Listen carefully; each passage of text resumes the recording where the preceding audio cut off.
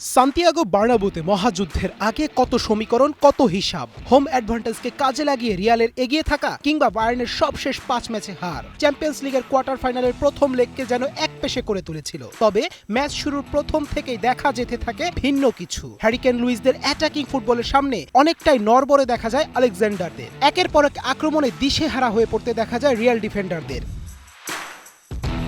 ম্যাচের নবম মিনিটেই এগিয়ে যাবার সুযোগ পায় বায়ার্ন, তবে সে যাত্রায় আলভারোর গোল লাইন ক্লিয়ারেন্সের জন্য বেঁচে যায় রিয়াল। ১৫ থেকে ২৫ মিনিট এই সময়ের বেশ কয়েকবার আক্রমণে ওঠে এমবাপ্পে, ভিনিরা, তবে মানুয়েল নয়ার নামক দেয়াল আর ভেদ করা হয়ে ওঠেনি।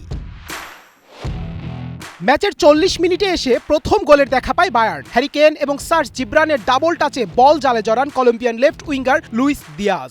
১-০তে শেষ হয় প্রথমার্ধের খেলা। দ্বিতীয়ার্ধের একদম শুরুতে ডি বক্সের ঠিক বাইরে থেকে হ্যারি কেনের নেয়ার জোরালো শটে দ্বিতীয় গোলের দেখা পায় বায়ার্ন, আর এতেই ২-০তে এগিয়ে যায় ভিনসেন্ট কোম্পানির শিষ্যরা। তবে ম্যাচের ৬০তম মিনিটে এসে সবচেয়ে সহজ সুযোগ হাতছাড়া করেন ভিনিসিয়াস। ম্যানুয়েল নয়ারের কারণে নিশ্চিত গোল হাতছাড়া হয় ব্রাজিলিয়ান তারকার। ৭৩ মিনিটে এসে এমবাপ্পের গোলে ব্যবধান কমায় মাদ্রিদ, তবে শেষ পর্যন্ত ২-১ গোলের হার নিয়ে মাঠ ছাড়তে হয় আলভারো আরবেলোরাস শিষ্যদের। ঘরের মাঠে প্রথম ম্যাচ হেরে সেমির রাস্তা অনেকটাই কঠিন করে ফেলেছে লস ব্লাঙ্কোরা। অন্যদিকে ঘরের মাঠে নিজেদের দ্বিতীয় লেগের আগে অনেকটাই ফুরফুরে মেজাজে থাকবে Bayern. Tasnim Ahmed, Arnab, one sports.